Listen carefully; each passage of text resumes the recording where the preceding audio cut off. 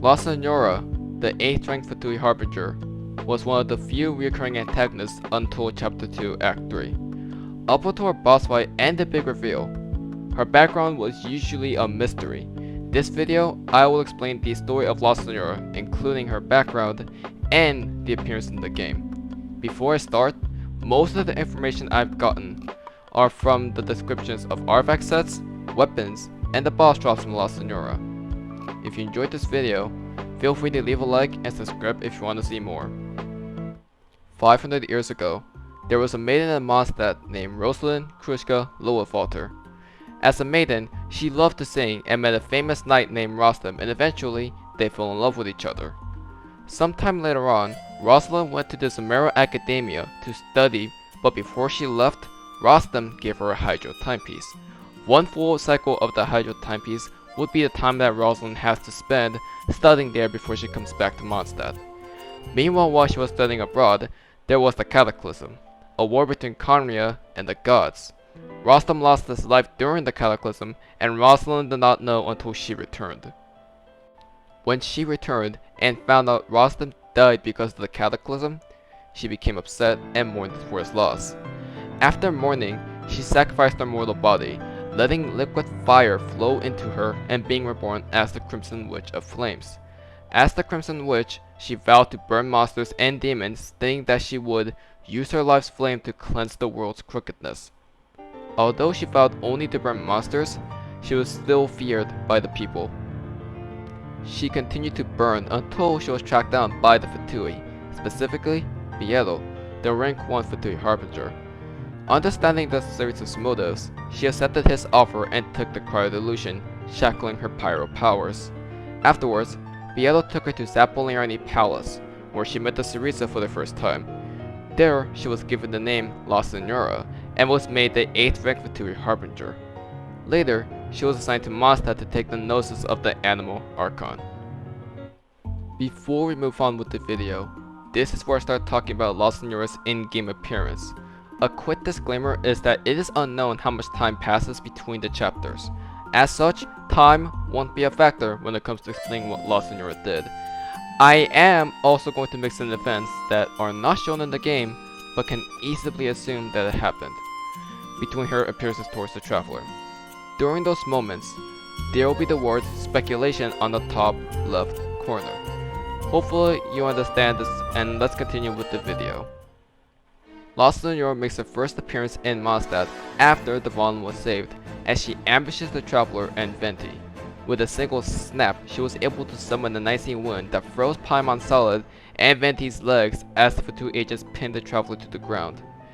It appears as if Signora hated Venti, and it may be understandable as he was technically responsible for Rostam's death. After Venti offended her, she stole his Gnosis, then quickly left before the Knights of Avonius could catch them in the act. It is possible that La Signora went back to Zapoliani Palace to give the Cerrito the Animal Archon's Gnosis, and then was assigned to Liwa to assist Child in getting the Geo Archon's Gnosis. La Signora shows up at the end of Chapter 1 Act 3 alongside Child and Zhongli to take Zhongli's Gnosis. She appears to taunt the Traveler and Child, knowing that she is stronger than both of them, but was more professional with Zhongli since he was the Geo Archon, calling his speech sanctimonious. After taking the Gnosis, she went back to Zapoliani Palace with Child, likely to give the Geo Archon's Gnosis to the Cerrito. At Zapoliani Palace, she was assigned to go to Inazuma, but this time around, she would have no reason to hide since the Fatui already had control over their government. This was confirmed by Scaramouche, who was initially assigned to Inazuma in the first place when he mentioned that he was behind the Vision Hunt decree. She arrives at Inazuma as a Snesnayan diplomat, but really, she was there to support Scaramouche's control over Inazuma. While she was at Inazuma, she planned with Hiraki Shinsuke to keep the Traveler in Rito whenever he arrives in Inazuma. Unknown to her, nor Hiraki Shinsuke, Hiraki Chisato overheard the conversation and would later tell the Traveler about his plan when he arrived. Signora made her last appearance in Chapter 2, Act 3, when the Traveler discovered that she was in Tenshukaku with the Raiden Shogun and headed there to confront her. Before the Traveler could arrive, Kujo Sada arrived there first and was incapacitated by Signora. Later, the traveler arrived, and after the realization that she was behind it all, he challenged her to a duel.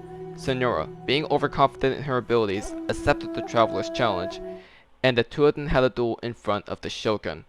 Initially, La Signora was fine with only using the power of her cryo delusion to take down the traveler, but as the fight continued, she knew that she would have to use her original power.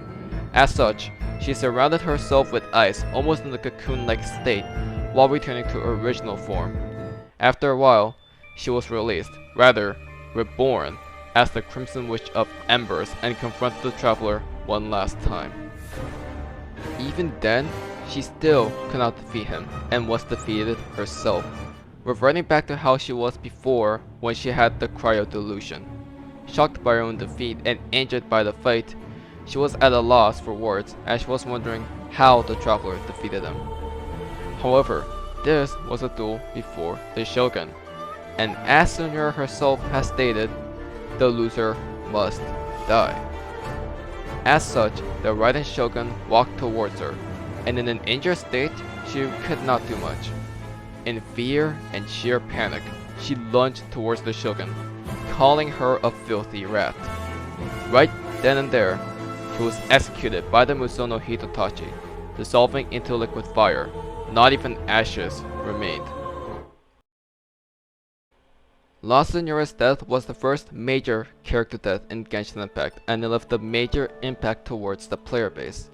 There are members of the Fatui in Mondstadt that comments about her death, stating that the Tsurisa's vision is absolute and sacrifices are necessary.